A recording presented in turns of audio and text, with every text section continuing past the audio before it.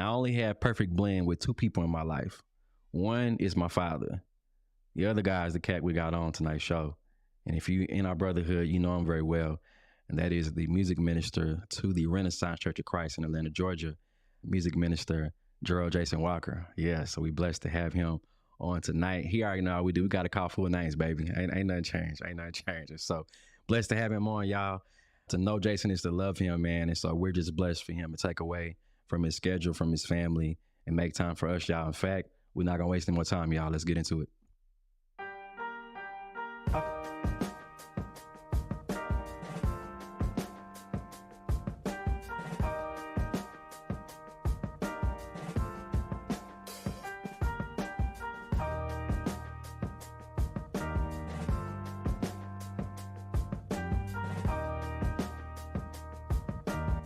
Yes, sir. How you doing, bro? How you doing, man?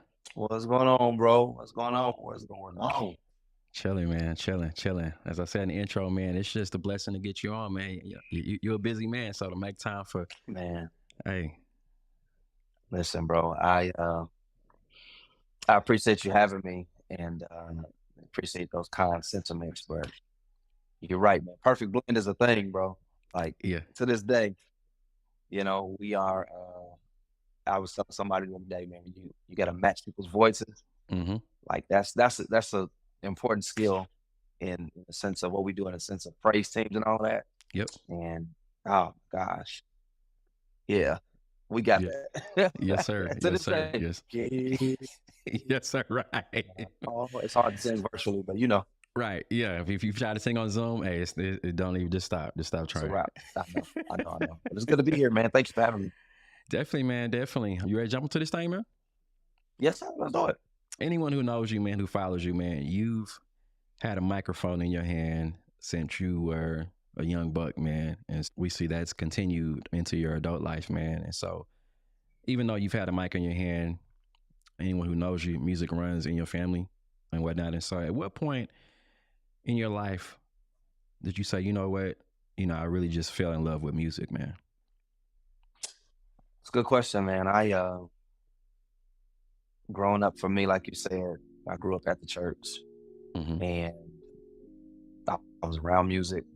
I was going to rehearsals, listening to music. I was going to school and listening to music. Yep. My parents, all the time, that's what we had in our house was music. Right. Everybody sung. My grandmother, grandfather, mother, father. So for me, I was the kid instead of watching, along with Barney and the other shows that I watched, I was watching church tapes. Yeah. Programs, musicals, homecomings, you name it. Mm-hmm. And I had a few favorite groups, but I just loved music. And so what I wanted to do, I was the only child. Mm-hmm. So my imagination wouldn't just let me sit there and watch it. I wanted to participate. There you go. And so I made makeshift microphones. I would take buckets and put socks in them, put a broomstick in that joint. Innovation, baby. Put Innovation. a shoe on it. Yeah, innovation. As an only child, that's what it was about. So I didn't want to sit there and not be a part of it. Mm-hmm. And so my imagination, that's what I would do all day. And I would pretend that I was on stage with these people or on stage singing. And then that's when I knew, and others around me knew, like my mother and father, that's what I wanted to do. So they started fostering it by pulling me into different things, basically.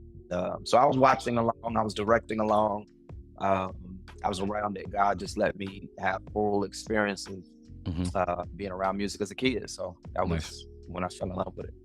Good stuff, man. Good stuff. Like I said, we're brothers, man. You were, when I got to Southwestern, you were my big brother in chorus, man. And so that's just kind of where we hit off, man. Your wife is like my sister, so we've got a special relationship as well. And preferably one day we'll put his plug. We have to get on the show too, so.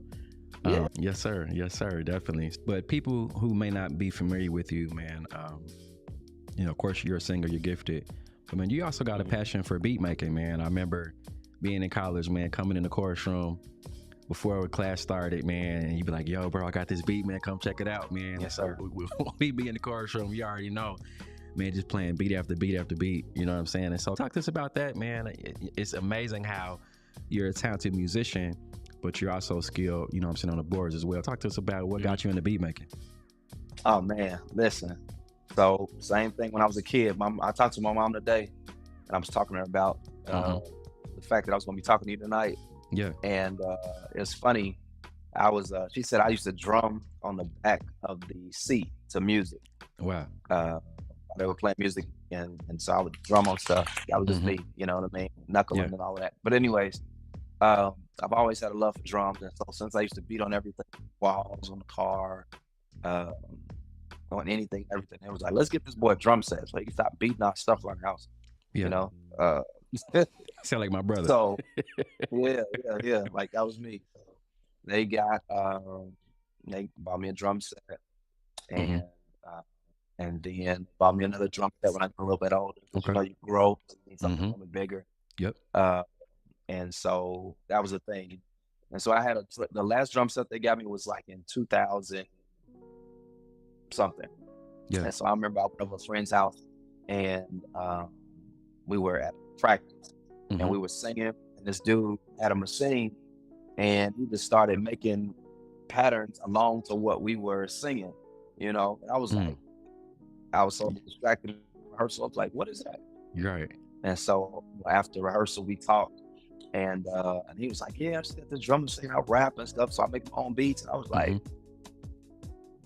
and so I was like, yo, I'm just feeling it. He was like, can I play? He was like, go ahead. So I'm sitting there trying to make beats. I mean, obviously I didn't have time. I didn't know what I was doing. Right. But then my birthday rolled around that next year, and I was like, you know what, Mom, Dad, I know I got these drum sets, but they was like, well, we just bought the drum set. I was like, I know, but please oblige me. Yeah, please oblige me. Like, hook me up. I was like, what you want to do with that drum machine? I mean, what you want to do with your drums? Right. I don't know. So I stacked them up in the corner, and I had a drum machine. And so I had about 3 of them. One of them I got, and I walked. I told a story on Instagram of how basically that's how I started my deadline, because I saw this drum machine. I was like $900. I was like, I'm young. I need little did I know. I still got it. It doesn't work. Worst investment ever. Well, no, it wasn't a bad investment. It was just a bad investment. But that's how it started. I really got into beats because people around me were doing it, and I wanted to do it. And then I had the equipment to do it. Right. And I started trying to develop what I was doing with beat making. And so, of course, coming to Southwestern, using it to kind of sequence out some acapella ideas I had. Yes, sir. Was a big thing too. So that's how I got my first one. It was dope, and I still do it via computer now. But it's a, you know, it's a creative escape. Yeah. Just to be able to take sounds and to really try to create things for not just yourself, but for friends that rap and people that make music. I think it's just a cool outlet, you know what I mean? To take all these sounds that you hear and place them in a program or on a machine and program a beat. That's a dope practice. So I got it. Yeah. I mean, it's definitely encouraged me, not to get into beat making, but I mean, we talked early before the show, you know, about one of our favorite artists is Kanye, obviously. Yes, sir. And, yes, sir. You know, being from Chicago, man, I was talking to someone, I can't remember who it was, man, but we were just talking about, I was talking to Lionel Sims, had him on a previous episode, man, and we were just talking about how just the inspiration of Chi-Town, man, like that's just a different sound. You know, you got East Coast with Jay-Z, Nas, Biggie, all that. Yeah. But then you got West Coast with Pac, Dre, Snoop, NWA, all that. But then, of course, you got Deep South in Texas. They got their own sound. But Chicago, man, there's just and I think I told you, you know, whenever we be in the room, you be playing beats, man, there's just a level of creativity that I think is innate with Chi-Town. It's just, it's when you hear it, you know, okay, this is Chicago. Because, if you listen to Kanye, listen to Dilla, who produced a lot for Common, you know what I'm saying? You can just hear that. You can hear that sound influence, man. So yeah. Yes, sir. Yes, sir, man. So it's definitely in You can take it's in you. Yeah, yeah. Man, listen, I'm so Chicago. I don't know what to do. Right, right. Yeah. Love it, man. Love it. Talking about Chicago, obviously, outside of you personally, obviously, you are the son of a preacher. Your father obviously ministered for many, many years in Harvey, at the Harvey Church in Chicago. Was blessed going back to our days. We praise him. Reunion on the way. Zoot suits, you know what I'm saying? The whole nine. Still got the, don't know what we was wearing. Bro, please don't put any pictures of it. Man, nah, I don't have them, and if I did, I wouldn't even do it, man. I wouldn't even do it. I was like that, dog. God, man, you anytime somebody throw that photo up. You had some Capri striped shirt. I was like, yeah, I know I had on go down on my knees. Yep. You know what was see-through baby apes. Yep. Whole nine. Oh. Well, we come a long way. Hey, like when you look back, like in the moment, and you're like, "Yo, this is it." You look like 10 years later, it's like, "No, that wasn't it. That was not the move." And you find now, like, man, like vintage classic that's never going out of style. Like if you just stay with the timeless stuff, man, like it may not always be hip, but it's always going to be relevant. Oh, definitely. Always. Definitely. Classic. Always. Yeah, man. But being under your father in that ministry there in Chicago, of course, migrating to Southwestern, that's a whole, people and our brother, that's a whole experience in itself. It's one of those where it's like, you just had to have been there, you know what I'm saying? And so that's an experience in itself. Then migrating to, obviously, New York with the King's Church under Brother David Wilson. And then now you're obviously under Dr. Orpheus with Renaissance, man. Talk about your migration, man, and just where you've landed at Renaissance. People who follow you on the socials, man. Obviously, Orpheus is a dynamic orator of the text, dynamic man of God, and then to have you come and it seemed like it's been, I'm on the outside, but it seemed like it's been a seamless transition. Yeah. There's, you have a vision with music, and then he obviously has a vision with ministry, and of course I'm sure there's a team. Obviously, I mean, to look at the ministry and what it is, that don't happen on accident. You know what I mean? So talk to us about the Renaissance experience, man, just what it's like. Yeah. Well, man, as you said, you gave the rundown of the places that God has allowed me to be. And, even before we talk about Renaissance, going back to being at home, and it's a fiber of who I am. Yeah. A lot of this stuff, God just let me experience the childhood, kind of helped me develop into who I am now. So, like you said, being at 87th Street, and having a grandfather who was a minister, a dad, and all these things, and being involved in ministry and being involved in music, right, was just, when you look back now, you're like, God, if I would have known then, and then it wasn't for me to know then. We were talking about that, like, now. Man, if we would have knew, and even in college, what we were going to be doing, it's like, man, how much, how seriously would I have taken it? Exactly. And we did. That's the thing. It's like we did, but we just didn't know it was going to be like this.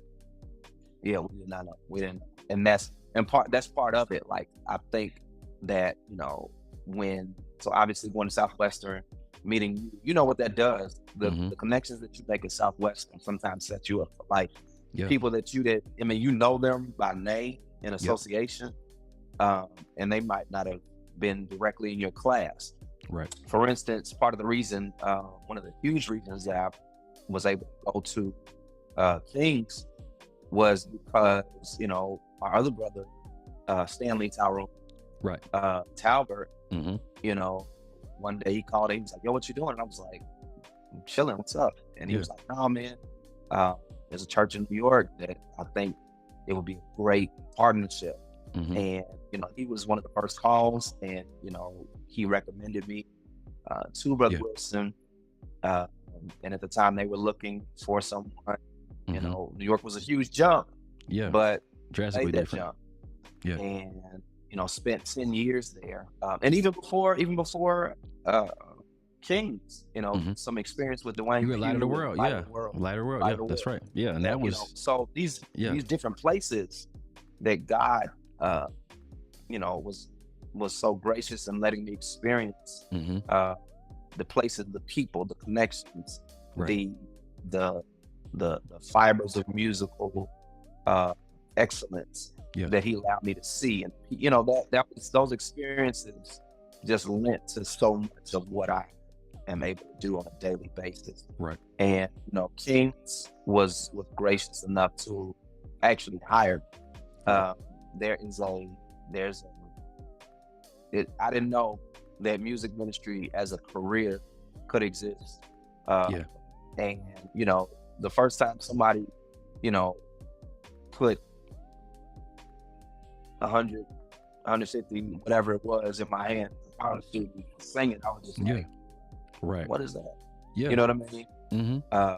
And then, to be able to be on staff at a church was a different experience. And again, seeing my dad, my uncle, and my grandfather be in ministry, you didn't think this is how they're living. You didn't think that. You know what I mean? But for God to just put me in that position at Kings was beautiful, and it allows you to touch so many more things, and allows you to be exclusive to those things, so you have time to dedicate to it, because they are important. So being at Kings, being in Light of the World, being in Southwestern, being at home in Chicago, it all led to being here at Renaissance, which is obviously a great experience. As you mentioned, Orpheus is a gift. He's a brilliant mind. He's a visionary that is beyond his time.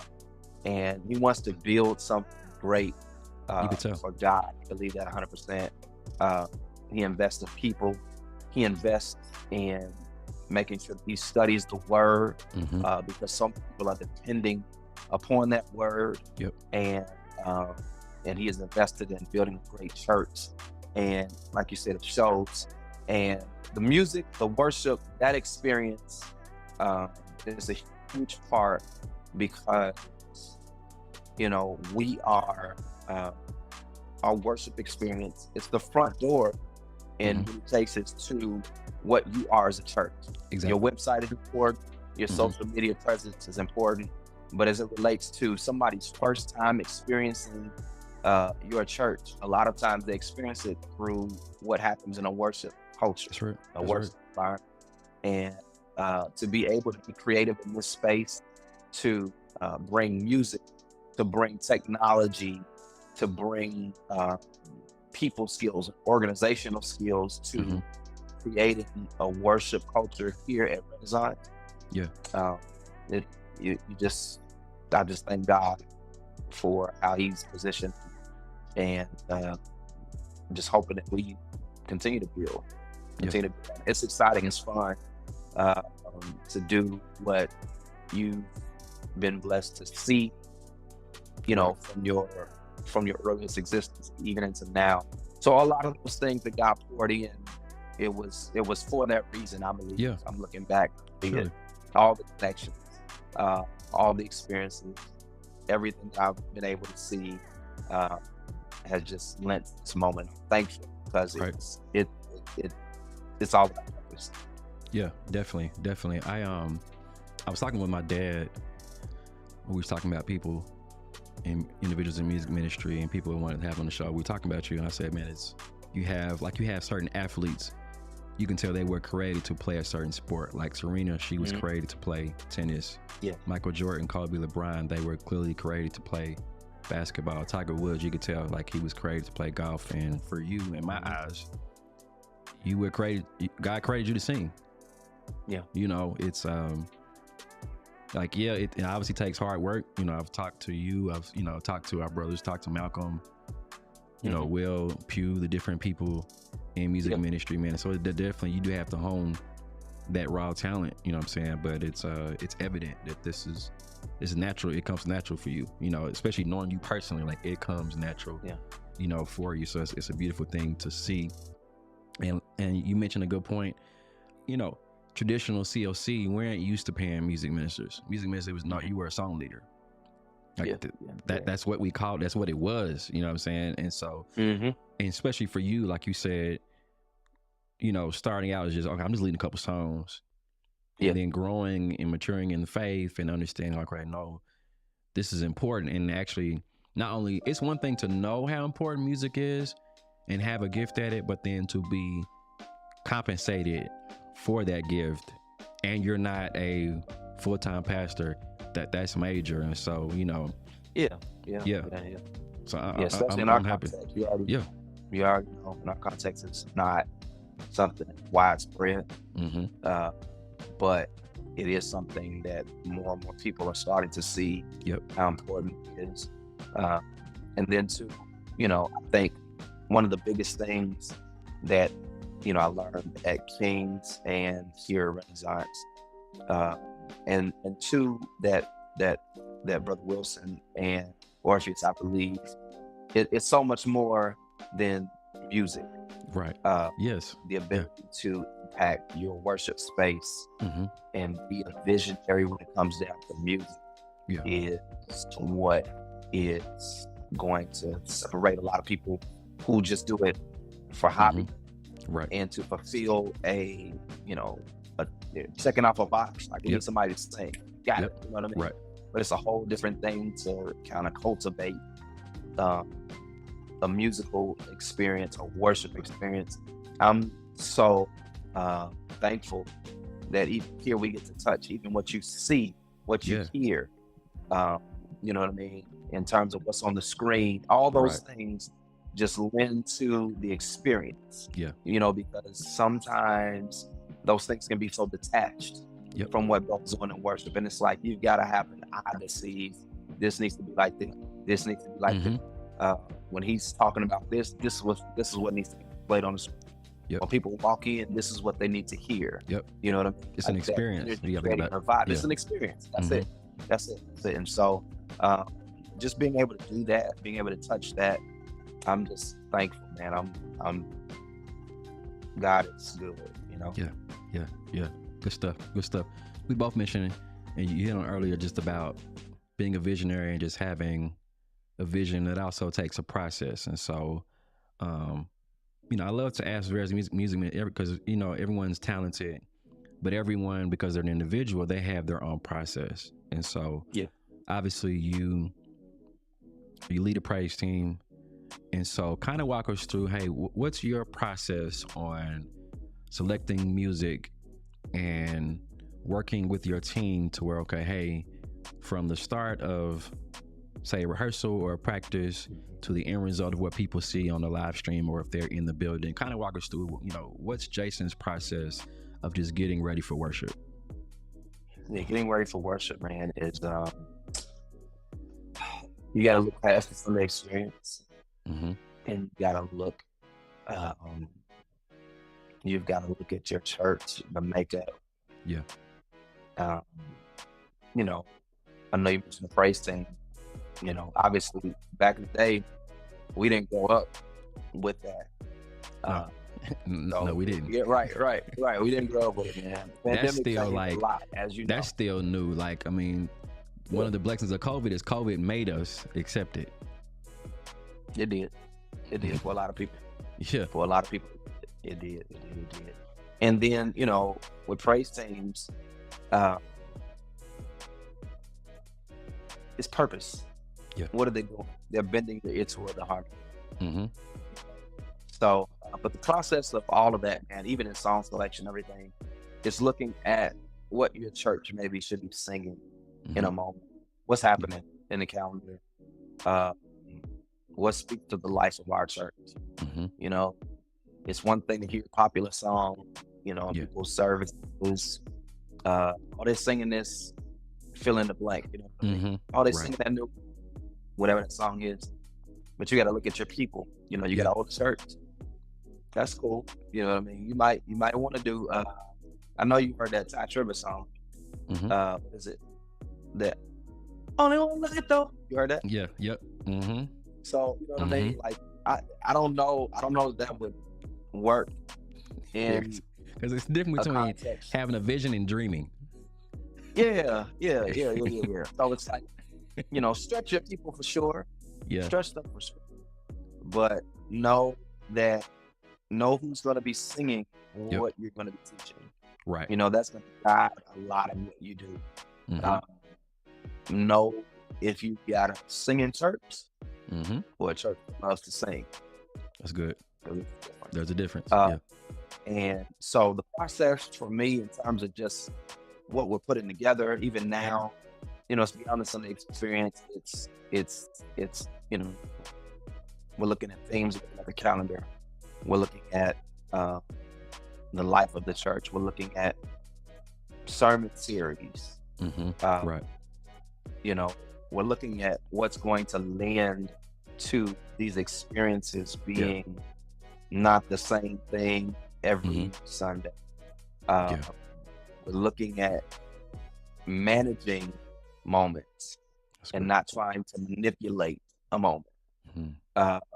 So, and then too, another thing I look at when it comes down to the process is just taking our entire music industry and making it the backbone of our congregational singing.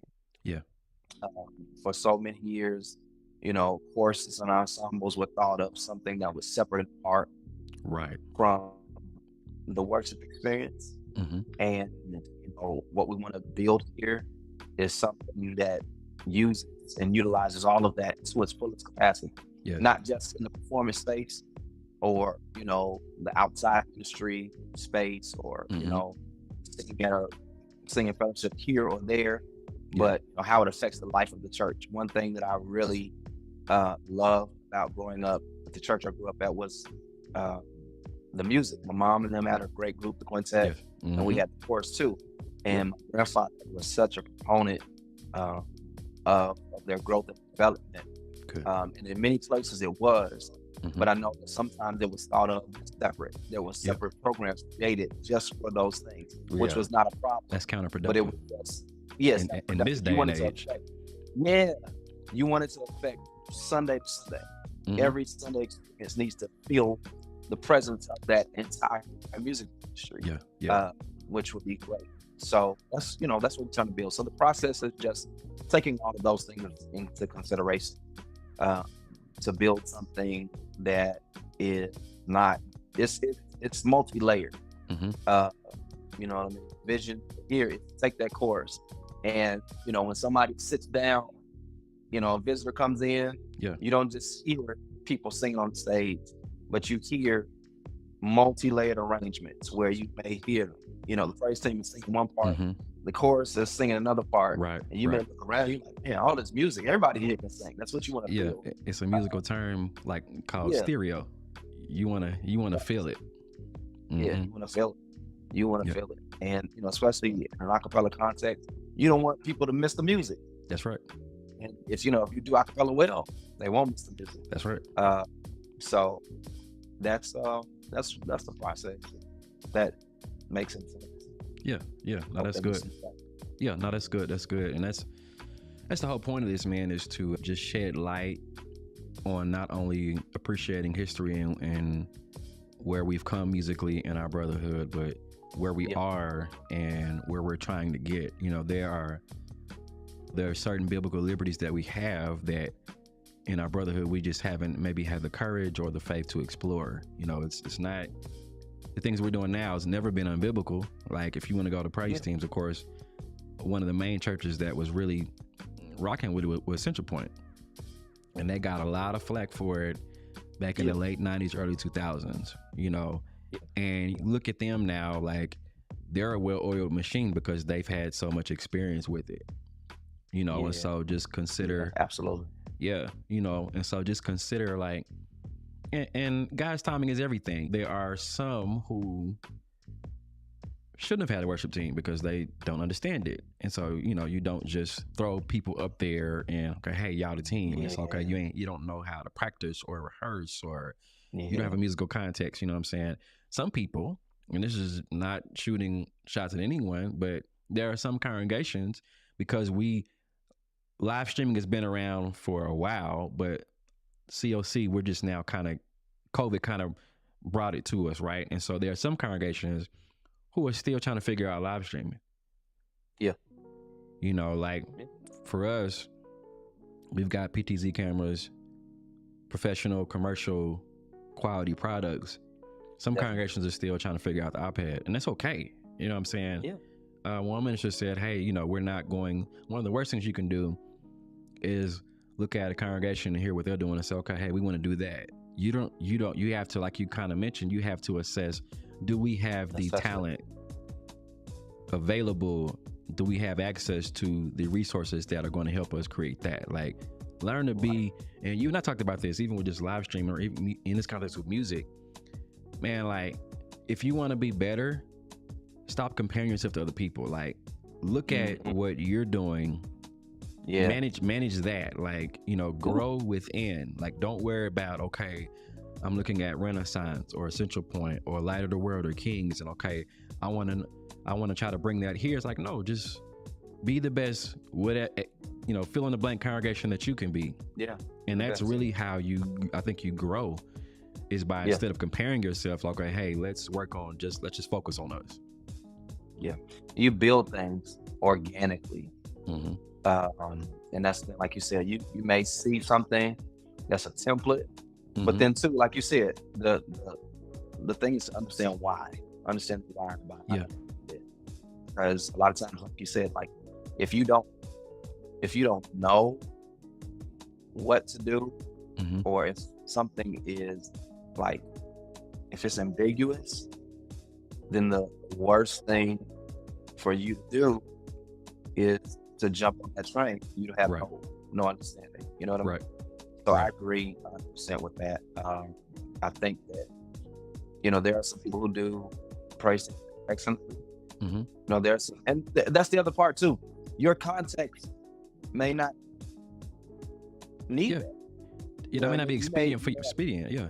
Yeah, it may not be. You know what I mean? I've had conversations with people. It's like, how do we start a team? And it's like, to me, what you want to do is at least try to master,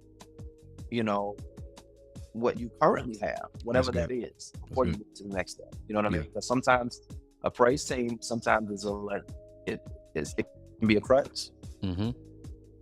For lack of training in the congregational singing experience. And that's tough. I know in this line of work, it's subjective. You know what I mean? Some people may say, oh, we're good. We're good praise team. Like, what constitutes good versus bad? Right. And that's a whole conversation. Yeah. But I agree wholeheartedly that you've got to get an understanding of what it is. Understand your why. Understand what your church needs at the moment. Maybe that is something that you're trying to work to, is getting a worship team. Right. But understand where you're at the moment. And, I look at it like building something. You know what I mean? You got to start with understanding, what you're going to be building on, what it used to be. Going to have the same, what used to be the fiber of your musical culture. Yeah. You know what I mean? Who are the other singers in the congregation? So you don't alienate anybody. You just say, okay, you. You might be missing a whole bunch of people who may want to do it, or who can be integral to make it happen. Yeah. That's good. And there may be, we want to be inclusive. There may be some other worship leaders on, just kind of drop a comment in. Hey, what's your process? Because this is about iron sharpening iron. So if you got a process, hey, go ahead and share it, because we definitely want to hear from you. We definitely want to grow in that regard. Last thing, man, there may be some other individuals on who are asking those questions. Hey, what can we do, or what should we do? Or hey, I want to grow to, instead of just leading songs, I want to actually minister through music. And so what's some advice you could give to that dynamic? One of the first things I would say to that would be, and I know it's going to sound real basic, but a wise man I think Brother Wilson never said that to me. Mm-hmm. A lot of times people are caught up in the spectacular. Yeah. And they miss the solid, being Mm-hmm. solid, the fundamentals. So be solid, instead of trying to be spectacular. That's good. Learn your fundamentals first. Mm-hmm. Because worship leading, it requires discipline. Mm-hmm. It requires the discipline of preparation. And so what you need to do is just, work on your being solid. Like, Yeah. Get a rhythm down, get a routine down. Know songs, you know what I mean? Yeah. Learn songs, learn what they mean, learn the Mm-hmm. background of the song. That's good. Another thing, I know there are a lot of popular songs to sing, but you gotta get in the book too. Yeah. One day we'll look up, and my girls, one day they're gonna be older. I'm gonna wonder, I'm gonna know old rugged crowd. I mean, well, because they live in my house, they probably They're definitely going to. yeah. But you know what I'm saying? Like, there's a whole Mm-hmm. generation of people that may not know that some of these hymns exist. Right. And some of these hymns, man, these are what your grandmother Mm-hmm.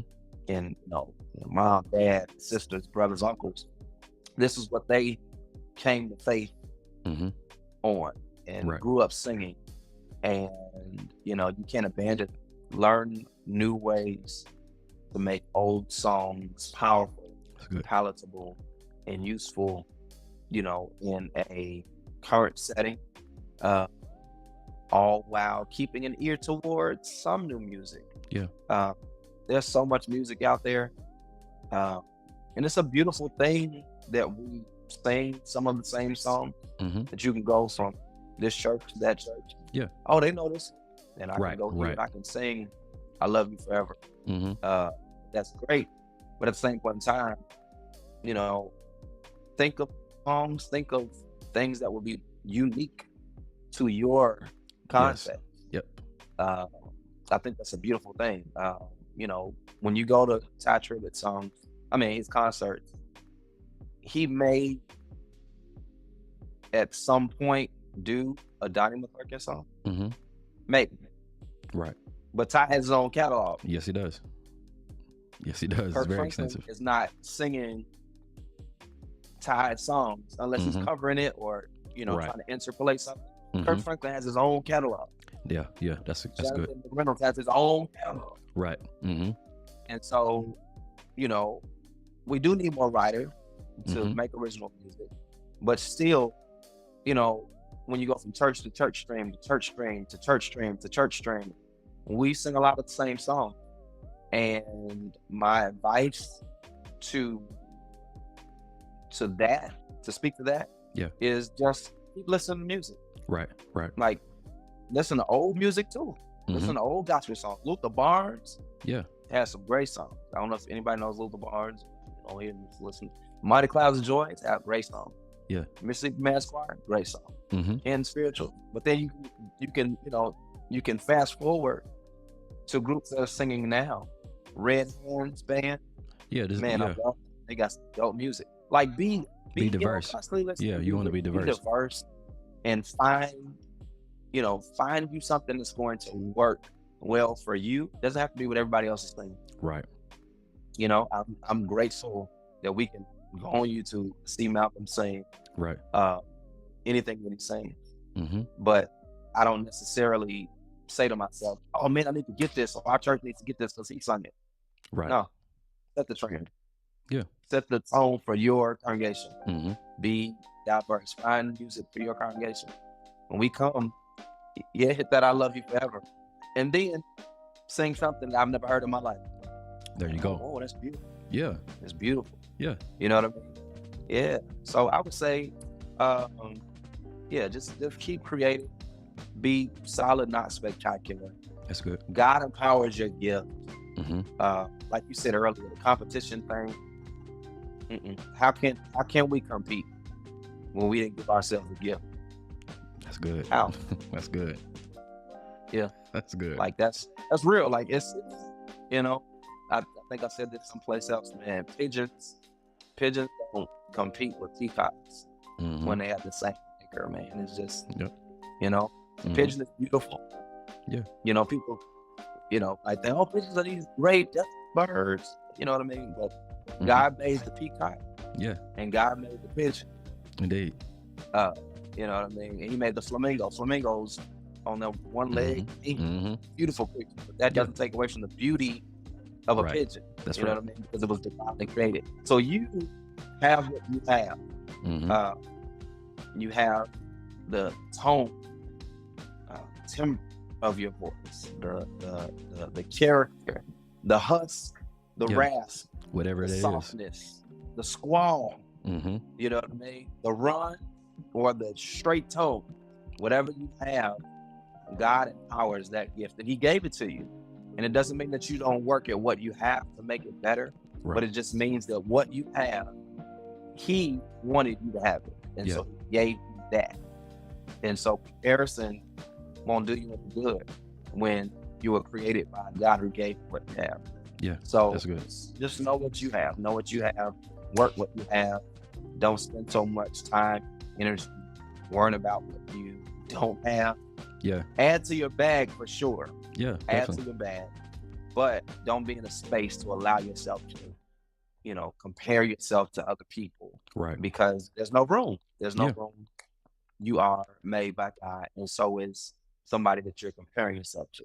But the same God who made the sun and the moon and the stars, same God who, you know, spoke in the winds and the waves.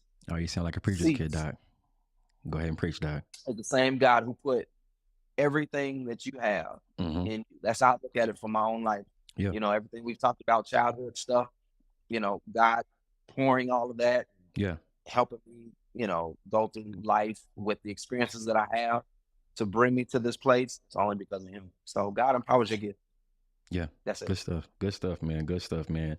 Such a wealth of wisdom, man. Again, we just appreciate you just sharing your time with us, man. Sharing your expertise and your insight, man. Thank you, bro. Yeah. If no one else has been blessed, your boy, your brother, he's definitely been blessed by. Oh man, look. Yeah. You blessed me, man. I love talking about this. Love you, bro. Love you too, man. Love you too, man. Love you too. Lastly, before we go, man, this is a social media context. This is a virtual platform, man. We know social media is king. It's almost Bible nowadays, depending on who you talk to. And so before we let you get out of here, man, tell us, how can we find you and the church and the congregation on social media? Facts. You can go on MySpace. Okay. Black Planet. Like Black Planet. You know what I'm saying? No, you go. Of course, you can check out Renaissance Church of Christ for sure. We're on Instagram, we're on YouTube, we're on Facebook, we're all those places. And then if you want to follow me personally, at Mr. Jason Walker. I'm on IG. I'm on Facebook. You can maybe add me as a friend. Maybe. I guess I have the option either way. No, I'm playing, but no. Check us out. That's what we are. Yeah. Good stuff. If you are in the Atlanta, Georgia area, definitely get to Renaissance. You're going to have an awesome time. As I mentioned, sure. They're on YouTube. They're on all the platforms. Check them out. You're going to have an awesome time. Appreciate you again, man. Tell sis, tell Amy. We appreciate it. We have to get her on again. Kiss the girls for me, man. My dog. You do the same. Yes, Tell sir. Sister Smith and baby girl, we said, what's up? Definitely, man. Daddy, man. Right. Love that face, girl dad. I love it. Yes, sir. Yeah. Right. Yes, sir. Both of them. Right. Yeah. Well, that definitely concludes this episode. To our viewers, we appreciate you on. If you are a first-time viewer, we appreciate you. Welcome in. We pray we see you again. If you are a return viewer, we appreciate you coming in. You are our MBM fam. This is a ministry. Share this with someone else who can be blessed by this time that we have shared tonight. Remember, we do this every Thursday night at 7 p.m. Central Standard Time. We'll see you. God bless you. God keep you. Peace. Yes, sir. Big shot.